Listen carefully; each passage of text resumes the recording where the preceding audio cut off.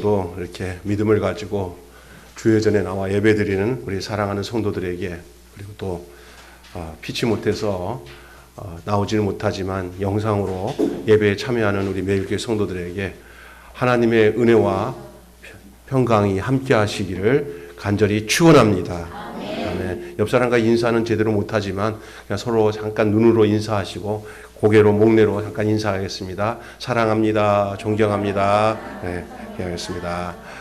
예.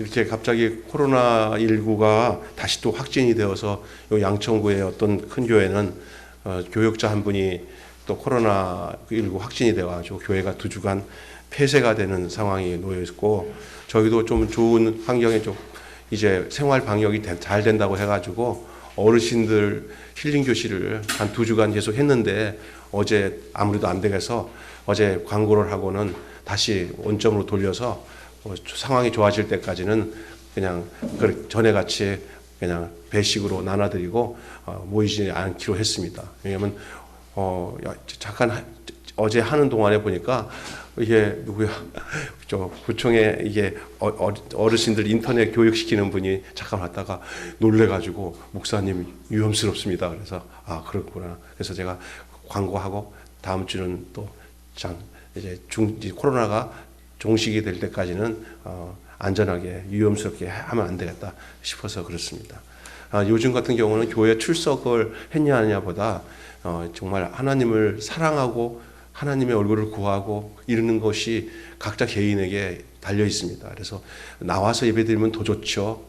그리고 적당한 거리 간격을 두고 예배드리는 사람들은 정말 고맙고 감사한 분들이고 하나님도 귀중히 여길 것입니다. 그렇다고 해서 또 이런 위험성 때문에 못 나와서 집에서 방송으로 이렇게 보는 분들 있잖아요. 그런 분들에 대해서 뭐라고 할 거 없어요. 그것도 굉장히 잘하고 있는 겁니다. 그런데 이렇게 빨리 종식이 되어서 모여서 드리는 예배들이 예전같이 회복되어지기를 기도하시기를 주님으로 축원합니다.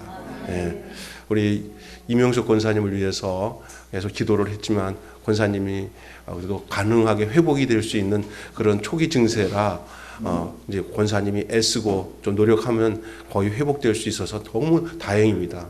제가 지나가다가 어떤 분들이 이게 팔이 꺾여가지고 질질 끌고 다니는 이런 분들 봤을 땐 그런 거 생각하면 지금 권사님은 완전히 거의 회복할 수 있는 그런 초기 단계에서 발견돼가지고 일찍 가서 따님들이 이렇게 잘 하셔서 회복될 수 있어서 여러분이 계속 기도해 주셔서 우리 권사님 마음이 더 이렇게 힘을 얻어서 내가 더 재활을 열심히 해야겠다 그런 마음 갖도록 기도해 주시기를 주님의 이름으로 축원합니다. 늘 앉아 있는 자리에 못 오니까 마음이 굉장히 짠해요. 그래서 여러분 기억해 주시고 오늘 하나님의 말씀은 따라서 합시다. 진리의 성령이 오시면, 진리의 성령이 오시면이라는 제목으로 하나님 말씀을 나누기를 원합니다. 예수님은 제자들에게 깨닫기 어려운 영적인 깊은 말씀을 들려주셨습니다. 내가 너희를 떠나면 보혜사를 보내주겠다. 보혜사를 보내주겠다 말씀하셨습니다. 그들은 이 보혜사라는 말을 처음 들은 거예요. 이 보혜사는 너희와 함께 거하실 분임을 밝히십니다. 또 다른 보혜사를 너에게 보내주신다. 그런 말씀을 하셨잖아요. 그렇다면은 보혜사가 성령님만이 보혜사가 아니라 지금 너희와 함께하고 있는 나 예수 그리스도도 보혜사입니다. 나와 같은 또 다른 보혜사를 너희에게 보내주겠다. 그 말입니다. 예수님은 18절에 이렇게 말씀하신 것은 너희와 항상 함께 하실 보혜사, 너희와 항상 함께 하실 보혜사를 보내주겠다. 나는 너희와 항상 같이 있을 수 없다. 육체라는 제한된 것이기 때문에. 그러나 이제 또 다른 보혜사가 오면 나와 똑같은 기능을 갖고 똑같은 영으로서 똑같은 위치로서 너희들과 함께 있을 보혜사를 보내주겠다 말씀하셨습니다. 여러분은 제가 더 이상 얘기 안 해도 그 보혜사가 누군지는 여러분이 다 알 겁니다. 이미 여러분. 약속하신 보혜사죠. 예수님이 아버지께 구하여 보내시겠다고 말씀하신 바로 성령님입니다. 성령에 대하여 이곳에서 보혜사라는 말씀으로 표현하고 있습니다. 예수님은 다른 보혜사라고 말씀하십니다. 여러분이 헬라에 보면 이 다른이라는 말이 다른이란 말이 같은 다른이 있고요. 다른 다른이 있습니다. 요 성경책 있죠. 이거는 찬송가고 이건 성경책이에요. 이거는 찬송가이기 때문에 내용이 달라요. 찬송 내용이고 이거는 성경 내용이에요. 이거는 다른. 이걸 헤라토스라고 해요. 헤라토스. 그다음에 목사님 잠깐 도와주세요.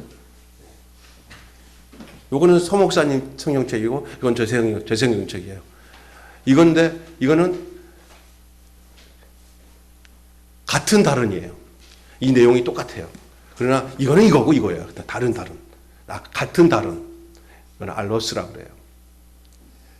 여기서 우리 예수님께서 가져가세요. 우리 예수님께서 또 다른 보혜사를 보실 때 그 다른은 알로스예요. 같다는 거예요. 내용은 같아요. 그러나 다르다. 같은 다른이에요. 이렇게 쉽게 가르쳐 주는 분은 없어요. 시청각으로. 자, 또 다른 보혜사를 말씀하는데 이것은 예수님이 또 다른 모습으로 제자들에게 나타나실 것을 시사했습니다. 그렇게 할 수밖에 없어요. 제한된 육체를 가지고 있는 이 보혜사로서는 그 아버지가 원하시는 그 온전한 뜻을 계속 이어갈 수는 없어요. 그래서 내가 떠나는 것이 너에게 유익한 것이다라는 말이 바로 다른 보혜사가 오셔야 되는 거예요. 그러면 예수님은 왜 이 다른 보혜사이신 성령님을 표현하고 보혜사라고 표현했을까? 이에 대해서 우리가 알 수 있는 것은 보혜사의 뜻이 나타내고 있는 것처럼 성령께서 하나님과 나와의 법적인 관계에서의 책임을 분명히 이루실 일에 대하여 표현하신 것이에요. 법적인 관계. 여러분, 이 법적인 관계. 그래서 옆에서 모든 후견인으로서 보호하고, 여러분 이제 어떤 정치인들이 이제 어디 잡혀가서 감옥에 가든지 그러고 본인이 법정 출두 못하게 되면은 대신 누가 출두하죠? 그 변호사가 모든 책임을 갖고 출두해서 다 해요. 그리고 이제 이런 것도 비슷해요. 교통사고 나서 이 보험 처리 딱 되면요, 그 다음부터는 그 사람과 무슨 관계 뭐 할 것 없이 전부 내가 책임집니까? 아니면 보험회사에다 다 넘깁니까? 네. 그거 보험회사 다 해주는데 자기가 일부러 가서 더 필요한 거 없어요? 뭐 어려운 거 없어요? 뭐 그런 사람도 있겠지만 그럴 필요가 거의 없는 거예요. 보험회사 우리가 다 알아서 하니까 걱정해요. 거기서 서로 추라이하고 서로 뭐 협의하고 하는 건 다 알아서요. 단지 보험에 들었기 때문에 거기에 대한 책임이 우리에게 있어서 그다음에 낀 거잖아요. 제가 왜 지금 이런 얘기하냐면 이 법적인 문제에서 있어서의 이 보혜사 성령님과의 성령에 대한 표현을 말씀하고 있어요. 그 첫째가 바로 성령님은 우리의 법적인 사죄의 대언자가 되심으로써 우리의 보혜사가 되십니다. 제가 여기 우리 남희 집사님이 띄워주시는 거 한번 시작. 성령은 우리의 법적인 사죄의 대언자가 되심으로 우리의 보혜사가 되십니다. 보혜사라는 말이 좀 이해가 안 되면 모든 것을 책임지는 후견인, 변호사라고 하면 좀 틀리긴 하지만 거의 맞는 말이라 할 수 있어요. 모든 변호의 세무적인 책임, 무슨 책임, 뭐 이거 다 통탄해서 다 책임지는 거예요. 그래서 우리의 법적인 사죄가 뭐예요? 우리가 예수 그리스도의 피로 죄 씻음을 받아 죄 사함을 받은 그거에 대한 것. 다시 말해서 죄로 다시 정죄받을 것이 없는 것.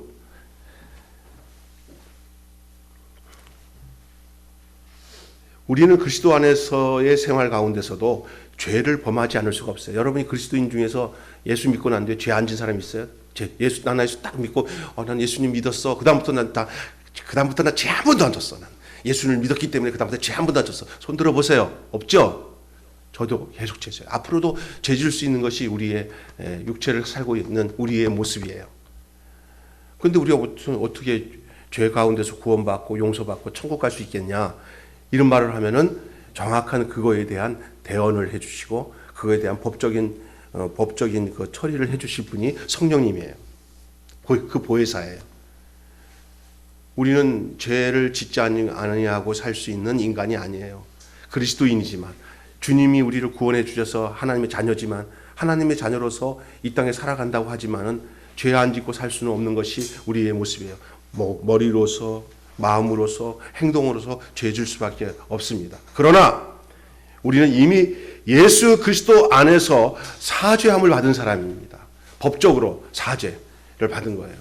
그래서 마음 놓고 죄를 지라는 얘기가 아니라 그리스도께서 우리를 위해서 해결해 주신 모든 그 속죄의 은혜, 십자가의 피를 흘려서 우리의 죄를 사해 주신 그 사죄, 우리 죄를 위해서 자신의 몸을 바쳐 피 흘려 죽음으로 대신한 모든 우리 형벌을 대신한 것들, 그 근거를 가지고 우리를 봐야 돼요.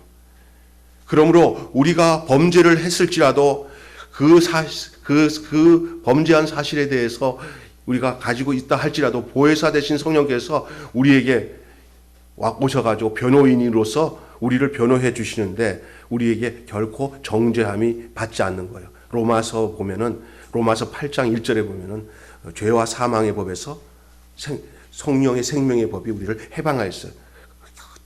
그리스도인은 결코 정죄함을 받지 않는다 그랬어요. 그 정죄함이 우리의 노력과 우리 것 때문이 아니라 그 근거를 예수님이 우리를 위해서 흘리신 피, 예수님이 흘리신 그 속죄의 은혜가 우리 속에서 그대로 유효하다는 것을 성령이 증거해 주시고 걱정하지 말아라. 너를 위해서 이미 그래도 십자가에서 예수님이 너를 위해서 죄를 용서했으니 과거의 죄, 앞으로 지은 현재의 죄, 앞으로 지을 죄라도 성령께서 그것에 대해서 십자가의 피를 끌어다녀서 너의 죄를 계속 속죄해 주실 거다.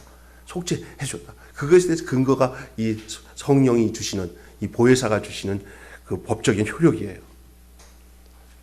믿습니까? 그 보혜사예요, 성령이. 그래서 우리의 범죄한 사죄의 대언자가 되어주시고 사죄의 대언자가 되어주시는 거예요. 성령은 우리의 또 법적인 칭의의 대언자가 됐어요. 한번 읽어봅시다. 시작. 성령은 우리의 법적인 칭의의 대언자가 되심으로 그분은 보혜사입니다. 우리는 오직 그리스도를 믿음으로 그의 의를 은사로 받은 사람이에요. 그러므로 성령께서 언제나 아버지 앞에서 이같이 우리에게 의를 법적으로 보호해, 우리가 의롭다는 사실에 대해서 성령이 증거해주고 변호해주는 거예요. 어떤 경우에도 우리를 정죄할 존재로서 세상에는 우리는 없는 거예요. 성령께서. 그러니까 그 모든 의의 출발이 내 행위에서 오는 게 아니라 주님이 나를 위해서 하신 사실에 대해서 성령이 우리에게 증거해 주시고 가르쳐 주시면서 법적으로 책임져 주시는 거예요. 믿음으로 의롭다 하는 그 의, 이신득이, 이신득이 믿음으로 의롭다 하는 거예요. 우리의 의의 근거는 주님이 우리를 위해서 하신 일을, 그것을 증거하신 것이 성령님이세요. 그뿐만 아니라 성령께서는 우리의 연약함을 위해서도 성령은 또 하신 일이 있어요. 친히 우리를 연약함을 위해서 친히 간구하세요. 우리가 늘 넘어지고 쓰러질 때마다 성령께서 우리에게 우리가 연약함 가운데서도 자비롭게, 그분은 우리의 뭐냐면은 간절하게 자비롭게 하는 대언자의 역할을 하시는 거예요. 친히 성령께서 하나님 앞에, 주님 앞에 예를 들어서 있는 거예요. 진노를 받을 만한 조건이 있어도 성령이 그 안에서 우리의 변호자가 되어주시고 우리 편이 되어주셔서, 그래서 그 성령의 심성이 거의 어디에 있느냐 하면은 그 모성적인 기능이 있다고 하는 목사님들은 얘기하다. 아버지가 화가 나가지고 이놈의 자식 너무 너네 가만 놔두나 그래서 찾아왔어요. 아버지 집에 무너져 했으니까 엄마가 나가고, 야, 네 아빠 지금 너 왜 그렇게 짓했어? 그러니까 엄마가 책임져 줘. 잠깐만 기다려라. 엄마 아빠가 어떻게 해? 그래서 가서 막 달래고 그죠? 네? 달래가지고 그래도 우리 자식 아닙니까? 여보. 그래가지고 야 아빠 부르셨다. 들어와. 그렇게 해가지고 어떻게든지 그 아버지와 화해시켜서 다시 법적인 관계를 갖게 하는 것이 엄마가 하는 것처럼 성령이 그 역할을 하시는 거예요. 우리가 그 은혜 가운데서 사는 거예요. 이해가 되십니까? 예.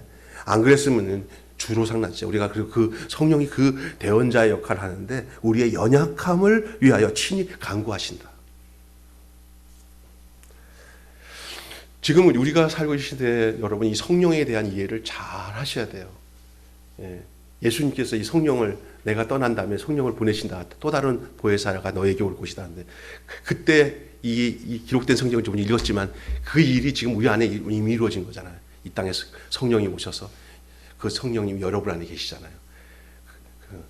그러니까 내가 너희 속에 있겠다 하셨잖아요. 우리가 예수님이 우리 안에 있는 거예요. 성령님에 대한 얘기. 삼위일체에 대한 이 올바른 지식을 갖고 있어야 신앙의 이 정리가 돼요.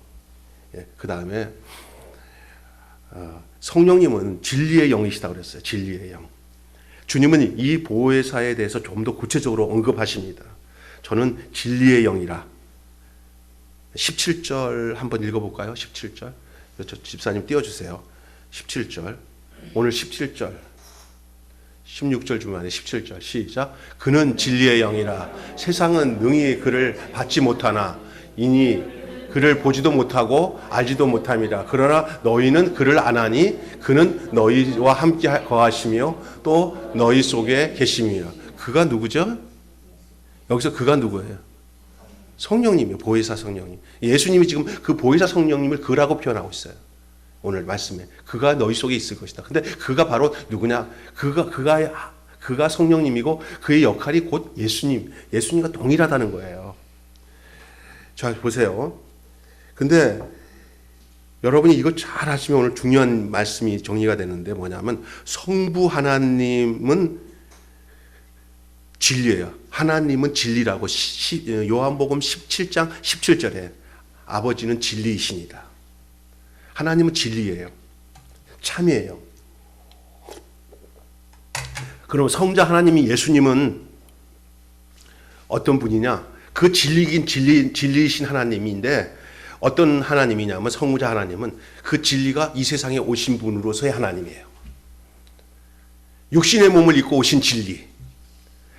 하나님의 안에 있는 그 진리가 이제 육신의 몸을 입고 이 땅에 오신 분으로서의 표현을 성자 예수님, 다시 말해서 이 땅에 오신 진리, 육의 몸을 입고 이 땅에 거해서 우리 안에 있는 모든 죄의 문제가 하나님의 그 섭리와 목적의 뜻을 이루기 위해서 보내심을 받은 진리.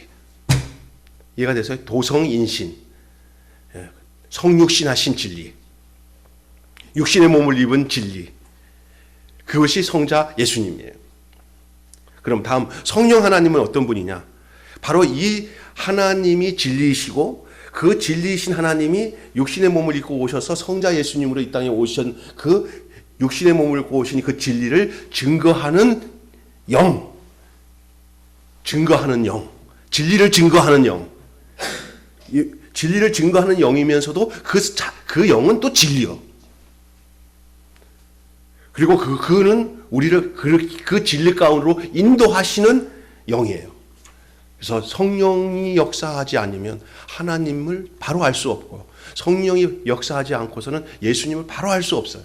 또 여러분이 뭔가 우리가 세상 사람들이 알 수 없는 이 진리의 세계들을 하나님과 예수 그리스도에 대해서 뭔가를 하나님께서 은혜 가운데 깨우쳐 주셨다면 그건 여러분이 안 게 아니라 그 성령이 진리 가운데 인도하는 영이 여러분 가운데 역사하셨다고 보면은 틀림없는 사실입니다. 이 진리의 영이신 성령님은 세상이 능히 받지는 못해요.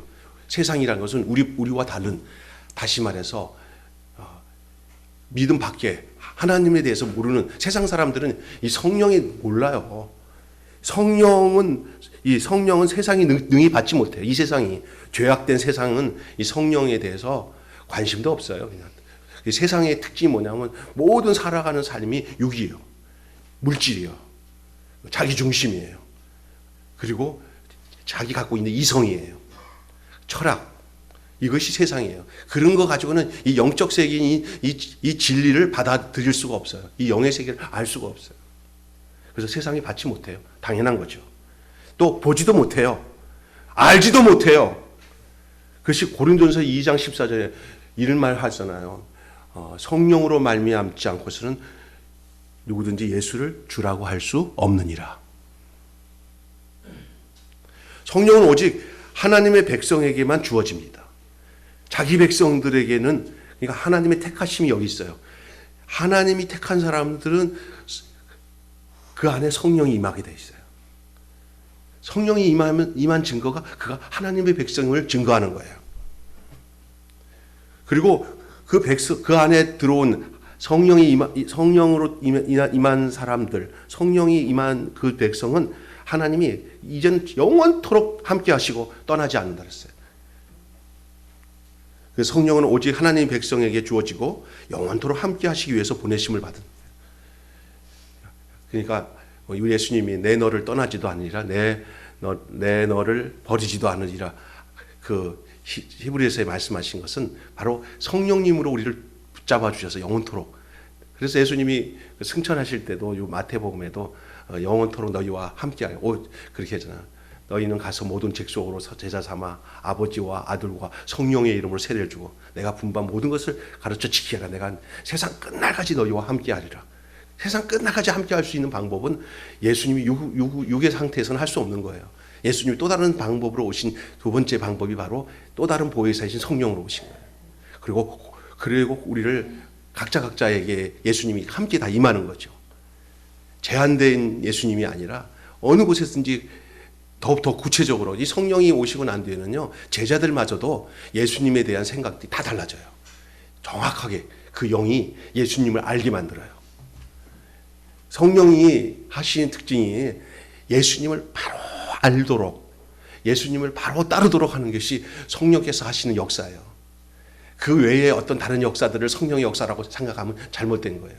병을 고치든 말씀을 깨우치든 은혜 안에 살도록 하는 것은 다 우리가 예수 그리스도로 말미암아 살도록 하시는 성령님의 역사하심을 믿습니다. 아멘. 여러분, 그러나 이 진리의 성령에 대해서 세상은 모르지만, 받을 수도 없지만, 알 수도 없지만 너희는 아니다. 너희는 진리의 성령에 대해서 안다. 이렇게 제자들에게 예수님이 말씀하셨어요.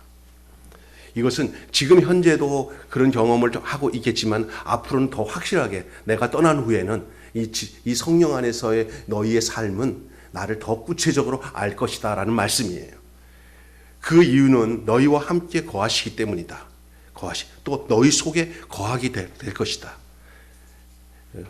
보혜사인 나 예수도 너희와 함께 있을 때 너희에게 영향을 끼쳤지만 이제 내가 떠난 후에 육체와 상관없이 떠난 이제 또 다른 방식으로 이제 내가 너에게 보낼 이 보혜사, 또 다른 보혜사는 이제는 예수의 영인, 그리스도의 영인 성령으로 너희에게 임하게 될 것이다. 너희 안에 거하게 될 것이다. 마치 예수님께서 육신을 입고 성육신한 것처럼, 말씀이 육신이 되어 성육신한 것처럼 너희에게도 성령이 너희의 육신을 성육신의 대상으로 삼아서 그 진리의 성령이 너희 속에 거함으로 내가 이 땅에 성육신한 것처럼 너희들 속에서도 그렇게 거할 거다. 너희들 장막 속에 내가 너희들 장막 속에 너희의 영혼과 함께 그 안에 거하여서 너희의 영혼과 함께 머물러서 연합의 삶을 살아갈 것이다. 우리가 하나님의 말씀을 받아 그 말씀을 깨닫는다는 것은, 여러분 잘 들으세요. 내가 하나님의 말씀을 듣고 그 말씀 한 절 한 절 교훈이 되고 깨닫는다는 것은, 그것이 생명의 양식으로 내게 와닿는다는 것은 우리 안에 성령이 계시다는 증거인 줄 믿습니다. 아멘. 우리가 그리스도를 믿는다는 이 사실은 우리가 성령을 받았다는 확실한 증거입니다. 그럼 목사님, 내가 성령 받은 증거가 뭐예요? 또 당신 속에 당신이 아무리 조직적으로 이론적이 아니라 모르는 게 믿어지는 마음이 생겨서 내가 말씀이 내가 죄인이라는 사실을 알고 예수님이 나를 위해서 십자가에 피 흘려서 나를 죄를 속해 주신 것이 하나님의 섭리라는 것을 알고 그 가운데 그 많은 사람들 중에 그 나를 택해서 그냥 하나님의 은혜로 있을 데 없는 자 왜 구속해 주는지 나는 할 수 없도다. 나도 할 수 없는 나의 안에 있는 믿음이 생긴 거예요. 그게 성령이 내게 와서 내게 와 있다는 증거예요. 그거는 이거밖에는 더 이상 당신이 그리스도인이라는 사실을 내가 증거할 내용이 없어요. 이거는요. 성령이 하시는 거예요. 내가 믿은 거지. 아니에요. 내가 믿었다는 사람은 믿은 사람이 아니에요. 성령이 내 속에서 믿게끔 하는, 성령이 내게 있다는 증거, 성령이 내 안에 내주했다는 증거가 뭐예요? 내가 예수를 믿는다는 사실이에요. 그렇지 않고서는 믿을 수가 없어요. 우리 인간적인 이성 가지고는. 믿습니까? 성령이 스승되셔서 성령이 스승 되셔서 진리를 가르치시니 그 말씀 한 절 한 절이 내 마음에 교훈되도다. 아멘. 내가 사람 거론해서 죄송하지만 우리 장권사님 새벽기도 계속 나와서 저랑 서목사님 통해서 새벽기도 계속 말씀 듣잖아요. 가끔 다 보면 굉장히 똑똑해지는 거예요. 본인이 알아요, 본인이. 저 고개 끄덕이잖아요. 똑똑해지는 거예요. 영적으로 깨달음이 생기니까 어느 날 아이고 내가 이래서는 안 됐지 하면서 그 말씀으로 조절이 되면서 그 옛날 같았으면 성질 나서 왜 나한테 그렇게 해 함부로 막 그러는데도 다 하나님이 가르쳐 주시죠. 성령이 스승이 되시는 거예요. 성령이 스승되는 그렇잖아요. 저도 마찬가지예요. 제가 성령 안 받고 예수 안 믿었으면 제가 어떤 사람 된지는 우리 집사람이 더 잘 알아요. 나보고 어떻다 보면 예수 안 믿었으면 진짜 지저분한 사람 됐을 것 같아. 막 이래. 뭐 지저분한 짓은 안 했어요. 그런데 우리 집사람이 그런 얘기를. 그래서 제가 보면 저도 그래요. 제가 무슨 이론으로 예수 믿은 게 아니에요. 그의 영이 하나님의 말씀이 다 믿어지게 하는 거예요. 원래 인간 그 자체의 본성으로는 이게 믿어질 사람이 하나도 없어요. 하나님의 말씀은 성령의 권한이에요. 성령의 역사예요. 성령이 와 있는 증거가 우리가 뭘 배우고 관찰하고 지식적으로 해서 하나님을 아는 건 아니에요. 하나님의 영이 임해지니까 그것들이 전부 믿음으로 다 믿어지면서 이해가 되어지는 거예요. 이해해서 예수 믿는 게 아니라 믿어짐으로 이해가 되는 거예요. 그 믿어짐으로 이해되어지는 것이 성령이 내 안에 계시다는 거예요. 아멘. 근데도 우리 인간이라 자꾸 성령이 역사하심을 이렇게 퇴보시키면서 자꾸 내 머리로 자꾸 하는 사람들은 자꾸 그 믿음이 흔들리는 거예요.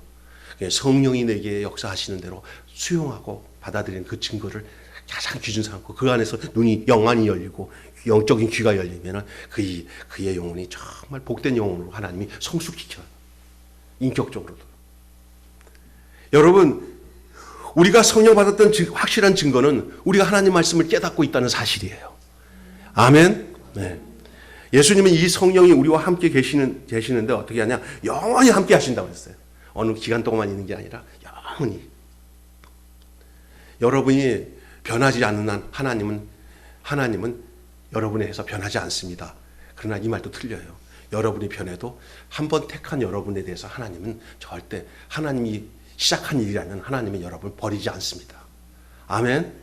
네, 여러분이 마음 먹고 나는 하나님 안 믿을래 그래서 떠났다면 그 사람은 이미 그 믿었던 믿음도 내가 보기에는 참 믿음이 아니에요. 한번 비침을 받고 떠난 사람도 있다고 그래요. 그리고 그 부분에 대해서는 그런 아주 신학적인 용어니까 하나님 앞에 맡기고 여러분과 관계에 대해서 하나님의 속성은 하나님은 절대로 자기 택하신 자기 백성을 끝까지 보호하시는데 성령님도 똑같은 거예요. 성령은 여러분을 깨우치기 위해서 여러 가지 방법을 쓰세요. 어떨 때는 환경적인 조건을 통해서도 하나님이 그것을 통해서 깨닫게 하시고 우리를 떠나지 않도록 붙잡아 놓는 것도 있고요. 예? 믿음이 연약한 사람들에게는 더 믿음 많은 사람들보다 더 확실하게 증거를 주셔서 더 믿게끔 하는 기간도 있고요. 어떤 사람은 또 하다가 잘 나가다가 하나님 은혜 가운데 살다가 어떤 고난을 통해서 더 믿음을 하나님이 더 섬세하게 더 견고한 믿음으로 끌고 가기 위해서 때로는 고통도 허락할 때도 있어요. 그런 것들도 우리가 다 용납할 수 있어야 됩니다. 하여튼 성령님이 우리 안에 계시다는 것은 성령님이 안에 임해서 예수를 믿고 나면은요 어떤 환경적으로 그 믿음이 제약되지 않아요. 그 성령 위주로의 신앙생활이 있대요. 나 위주의 신앙생활이 아니라 성령님 위주의 생활.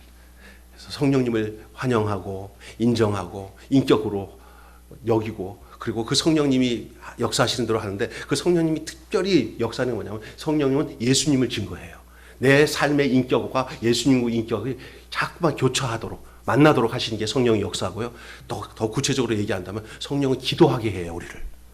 믿습니까? 또 성령은 우리를 뭐하게 하냐? 하나님의 말씀을 자꾸 깨우치도록 해요. 진리의 말씀을 깨우치도록 하시는 게 성령의 역사인 줄로 믿습니다. 이 시간 성령께서 여러분 속에 그러한 역사로 늘 함께 하시기를 축원합니다. 그게 살 길입니다. 안 그러면 환경에 상황에 치우치게 돼요. 그러나 성령 안에 거하셔서 어떤 환경에서도 주님과 동행하는 그런 삶을 살게 되는 거예요. 여러분 이 성령이 제한적으로 계시지 않고 영원토록 우리가 힘들어도 어려워도 고통스러워도 잘 나가도 출세해도 성령이 떠나지 않는다는 것은 얼마나 큰 축복인지 모르는 거예요. 이처럼 성령이 나와 함께 하시는 이유는 첫째로 누구랑 연합하기 위해서요? 예수 그리스도와 연합하기 위해서. 이 연합이라는 말만의 연합이 아니라 그가 친히 내 속에 오셔서 나의 삶 속에 영원히 함께 하시는 연합인데, 로마서도 나오고 또 요한복음 다음 장인 15장 강해할 때도 얘기했지만 포도나무와 가지야의 연합, 그 연합을 생각해 보세요. 이렇게 나무가 있는데 나무 가지를 접붙인다고 했는데 그냥 이게 가지에 이게 영양분이 이렇게 연결되어 있는 접붙임이 아니라 이렇게 붙여가지고 이렇게 해놓으면은 붙어 있어도 그 붙어 있지만 생명 연합이 아니에요. 이해가 되세요? 이게 원줄이에요. 이게 원줄인데 이렇게 붙여놓으면 연합이 아니에요. 이게 이제 여기서 영양분이 나간다면 여기 잘 흠을 파가지고 여기다가 파가지고 쫙 접붙여서 여기서 영양분이 쭉쭉 나가도록 하는 연합이에요. 무슨 얘기죠? 그래서 돌감나무 가지지만 참감나무 가지를 접붙여가지고 붙였더니 돌감나무 가지가 어느 날 그 가지가 참감나무 가지가 돼버린 거예요. 아멘? 우리가 원래 우리 사실은 죽을 수밖에 없는 가지지만 주님께서 우리에게 연합된 건 생명연합이에요. 예수님과 연합된 건 신앙생활이 이게 성령께서 하신 일이에요. 성령 없는 성도는 욕이에요.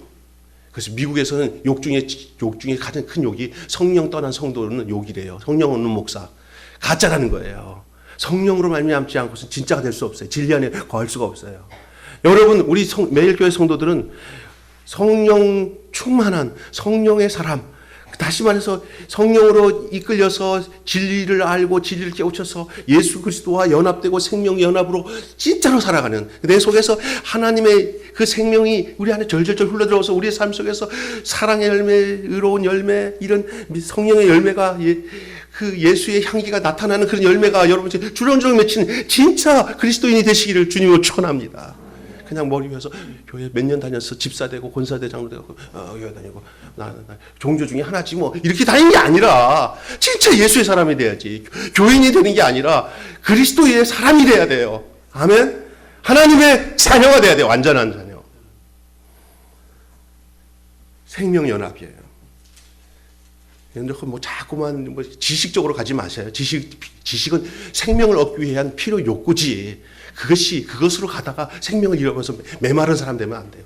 성령의 사람들은 지적으로, 정적으로, 의지적으로 조화로워야 돼요. 너무 말씀을 깨닫고 성경 배우는 것 싫어하면서 막 행동으로만 하는 것은 사고쳐요. 또 간절하게 아픔을 느끼면서 서로를 위해서 기도하고 감정적인 것들도 필요해요. 예수님도 눈물을 흘리고 아파하시고 괴로워하시고 이랬단 말이에요. 그건 하나님이 우리에게 주신 아름다운 속성 중에 하나예요. 영적인 지정이 전인적인 성령의 전인적인 역사하심이 교회가 건강하고 개인이 건강한 그 영적 생활을 이루는 거예요. 믿습니까? 그래서 말씀도 잘 배우고 성령 안에서, 기도도 성령 안에서 해서 아픈 사람들 해서 아파하고 기뻐하는 사람들한테 같이 기뻐하고, 어떤 사람은 참 좋아요. 뭐 틀림없어요. 그런데 뭐 이렇게 너무 무뚝뚝해. 이 감정이 없는 것 같아. 그 기도해야 돼요. 이거 성령의 은혜 받으면 벌써 이 감정이 달라져요. 하나님 기뻐하시는 감정적인 역사로 바뀌어지는 줄로 믿습니다. 아멘. 또 의지적인 것도 어떤 사람은 아는 거 감정을 하는데 행동은 절대 의지를 못해요. 성령의 전인적인 이 지적인 역사, 정적인 역사, 의지적인 역사가 잘 이루어지는 그런 교회와 성도들이 되시기를 주님의 이름으로 축원합니다. 그렇습니다. 생명연합. 우리 주님이 그렇게 하셔요. 성령님은 그런 세 가지의 인격적인 역사를 우리 안에 이루시는 거예요. 어떤 사람은 성령님을 생각할 때 무슨 파워, 그냥 막 능력 줘가지고 성령 받으면 목소리가 이상해져서 할렐루야 이러고 말이야. 또 어디 가서 또 성령 받으면 눈이 이렇게 확 올라가고 내가 너 속에 다 꿰뚫어 봐. 뭐 이게 성령 받아도 귀신이요, 귀신. 성령 받으면요 모두를 용납하고 사랑하고 품고 그 예수님의 그 품성을 갖게 되고요. 사람들을 평가 안 해요. 어려운 사람이 있을 때 내가 더 저 사람에게 필요한 사람이지 내가 뭘 도울까. 이게 성령의 사람이에요. 아멘. 근데 성령 받았는데 뭐 사람을 판단하고 교만하고 너 나보다 기도 못하네. 나는 기도 더 잘해. 몇 시간 기도했어. 뭐 이런 목사님들도 있어요. 막 가서 기를 팍 죽여요. 그래서 그렇게 안 하면 죄인처럼 만들어요. 나는 7시간 기도하는데 그 정도 안 하니까 목회가 안 되는 거야. 아니, 그렇게 기도하고 목회 잘 되는 거 싫어. 못해. 감당 못해. 그때 나는 그냥 빵이나 나누고 반찬 나누는 게 더 좋아. 그 생각이 들더라고요. 막 죄책감 들게 그렇게 기도 안 하면. 그거 아니죠. 사람이, 그럼 7시간 기도하면 7시간 기도하고 그렇게 부흥했었는데, 어떤 목사가 그 듣고 난데 7시간 했는데 교회 망가졌대요. 하나님의 부르심이 다 틀려요. 그게 나쁘다는 얘기가 아니에요. 성령의 이 조화로움, 균형적인 이런 것들이 각자에게 달라요. 단지 하나, 여러분 정말 하나님의 영에 붙들려서 하나님의 생명에 붙들려서 여러분의 삶의 현장에서 적은 일서부터 하나님의 말씀하면서 순종하며 살면 그거보다 하나님이 기뻐하시는 일이 없는 줄로 믿습니다. 자, 마지막으로 고와 같이 버려두지 아니하리라. 고와 같이 버려두지 아니하리라. 뭐처럼 버려두지 아니하리라? 고아처럼 불쌍히 없잖아요. 옛날에 예수님 당시에서의 고아는요, 정말 살아있다나 실상 죽은 자들이에요. 과부들이에요. 고아와 과부. 네, 예수님 제자들에게 자기가 떠나지만 다시 온다 말씀하시면서 내가 너를 고아처럼 버려두지 않는다. 그 얘기는 이런 말을 할 수 있는 것은 그 단서가 있어요. 또 다른 보혜사를 너에게 보내주기 때문에 고아처럼 버려두지 않을 것이라는 거예요. 성령 받은 사람은 고아처럼 살면 안 돼요. 늘 내 곁에 주님이 계시고 그 주님과 늘 만나는 거예요. 우리 서목사님 혼자 지내시는 독거 어르신이에요. 그런데 내가 보면요, 고아 같은 모습이 하나도 없어요. 예? 남편 먼저 하나님 하늘나라 가시고 자녀들은 뭐 멀리 있고 관심 없으니까 혼자 그냥 하나님처럼 사는데 맨날 하나님 만나고 사니까 그냥 하고 제일 즐거운 사람이에요. 저는 그게 성령의 사람은요, 고아처럼 버려두지 않아요. 진짜요. 예. 그렇습니다. 일찍 남편 여인 아내나 일찍 아내 여인 남편이나 혼자 할 수 있는 날이 와요. 저도 우리 집사람이랑 지금은 난 상상을 못해요. 그러나 언젠가 내가 먼저 갈 수 있고 집사람이 먼저 갈 수 있지만, 그리고 또 자녀들도 다 떨어질 수도 있고요. 또 부모를 밑에 있던 사람들도 어디나 결국은 혼자예요. 그런데 혼자지만 고아 아니에요. 고아. 하나님이 함께 하셔요. 하나님이 함께하는 사람들에게 있어서의 가장 축복이 뭐예요? 든든함이죠. 든든함. 대화할 상대가 있다는 거예요. 예수 믿는 사람은요, 대화할 분명한 상대가 있는데 그게 바로 예수님입니다. 말씀을 묵상하는 가운데서 말씀 속에서 병수야, 오늘 말씀에 내가 너한테 말한, 그리고 여러분 느낀 적 있어요? 성경에 읽다가 하나님 오늘 내게 주신 하나님이 뭐라고 말씀해? 생생하게 하나님이 내게 말씀하고, 아이고 주여, 제가 이렇게 살아야 되겠네요. 어떤 때는 하나님 만나는 시간, 성경표 갖고 묵상하는 시간이 막 설레요. 막 그냥 오늘 또 뭘 말씀하시려나. 예. 근데 대부분 요즘에 제가 생각해 보니까 하나님 말씀을 그냥 피상적으로 글자네, 오늘 10장 읽어야 되네, 읽고 난 뒤에 시간 때웠네, 이게 아니에요. 성경을 읽을 때, 본문을 읽을 때 하나님의 음성을 듣는 귀로 읽으셔야 돼요. 눈으로는 보지만 성경을 읽을 때 귀로 듣는 훈련이 여러분 속에 있기를 바라요. 그게 이루어져야 돼. 하나님 말씀 묵상하면서. 그러니까 외롭지 않아요. 하나님 말씀. 또 기도 생활을 통해서 성령님이 내 안에 기도하면서 자꾸 누군가를 위해서 기도하는데도 성령이 내 안에 계셔서 나의 기도를 이끌어 가셔요. 그런 즐거움 속에서. 어떤 다른 만남보다 주님과의 만남, 이것이 실존이 되고 현실이 돼야 돼요. 진짜가 돼야 돼요. 그냥 액세서리가 되면 안 돼요. 그 중심으로 다른 사람을 만나는 거예요. 하나님을 만나고 하나님과 연합함을 통해서 다른 사람과의 관계, 물질과의 관계가 형성이 되어져야 안전한 그런 성령의 사람으로 하나님이 그를 키워가시고 이끌어가시는 줄 믿습니다. 근데 우리는 대부분 하나님 관계 끊어버리고 직접 사람 상대하고 직접 물질 상대하다가 다 망가지는 거예요. 믿습니까? 그래서 예배를 귀히 여기는 것은 그런 차원에서 중요한 거예요. 처음에 신앙이 없을 때는 목사님처럼 묵상하는 생활을 지속적으로 못 하잖아요. 그렇게 자극을 받아야 돼요. 그럼 오늘같이 이런 말씀 듣고 난 뒤에 내가 그런 존재구나. 그렇게 살아야 되구나. 오늘 깨우쳐 주신 것은 성령님이 내게 그런 말씀을 하시는 거구나. 그렇게 단 마음으로 하나님 말씀을 받을 때 하나님은 그 사람을 귀하게 여기시죠. 누구 한 사람만 아멘한 것 같아요, 기분은. 아멘? 해 주십시오. 오늘 19절 보십시오. 19절 시작. 너희가 나를 19절 시작. 조금 있으면 세상은 다시 나를 보지 못할 것이로되 너희는 나를 보리니 이는 내가 살아있고 너희도 살아있겠습니다. 조금 있으면 맞죠. 예수님 못 봐요. 예수님이 그 말 하는 거예요. 그래서 조금 있으면 세상은 예수님 떠나시니까 세상은 보지 못하고 나를 보지 못하고 그런데 너희는 나를 본다 그랬어요. 너희가 나를 볼 수 있는 이유가 있어요.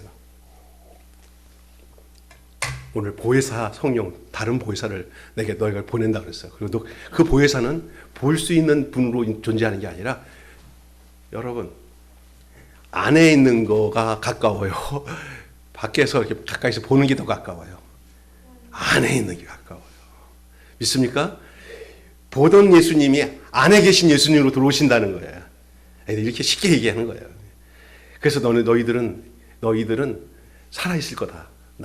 내가 너희가 들어가서 너희가 살아있는 중생한 그 영이 살아난 진리로 너희를 살릴 거고 중생시킬 거고 성령님이 오셔서 너희 영혼을 살릴 것이고 내 피가 너희를 살릴 것이고 중생시킬 것이다. 그래서 새로운 생명으로 살 것이다. 내가 있는 생명으로 생명인 내, 진리인 나, 길이 되는 내가 너희를 위해서 살 것이다. 내게 길이 있다. 내게 생명이 있다. 내게 진리가 있다. 그게 내가 너희 안에 있을 것이다. 그게 성령님이에요. 아멘. 임하소서, 임하소서, 임하소서, 임하소서. 생수 같은 성령이요, 불과 같은 성령이 임하실 겁니다. 여러분 이 이야기를 여러분 참 잘 듣고 계셔서 감사합니다. 오늘 듣는 거로 끝나지 말고 이것이 실존이 되시기를 바라고요. 진짜가 되시기를 바랍니다. 30절에 20절이구나. 20절에 읽어보세요. 그날에 내가 시작. 그날에 내가 아버지 안에 너희가 내 안에 내가 너희 안에 있는 것을 너희가 알리라. 그날이 누구냐? 바로 오순절 날이에요. 오순절. 성령 강림하는 날의 그 분기점으로 겁쟁이 베드로가 제한적인 베드로가 이제는 예수님이 그 안에 들어가고 예수님이 하지 못할 만한 큰 일들을 막 더 강하게 역사하는 베드로가 됐어요. 그는 베드로의 인간적인 모습으로는 할 수 없는 그 일이 베드로 안에 임하신 성령이 이제는 3,000명을 회개시키고 아멘.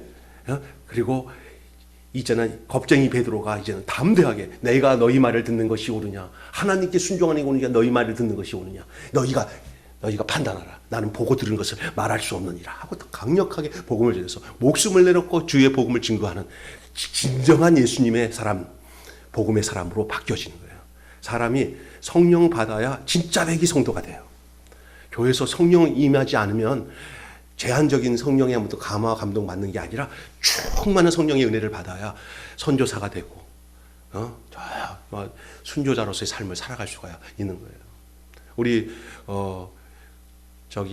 김관주 목사님 사모님이나 목사님이나 그 오지에 가서 그 복음 전하기 위해서 안 봐도 뻔해요. 저 빼짝 마른 사람이 오토바이 타고 그 가다가 얼마나 거기 힘들어요 여기.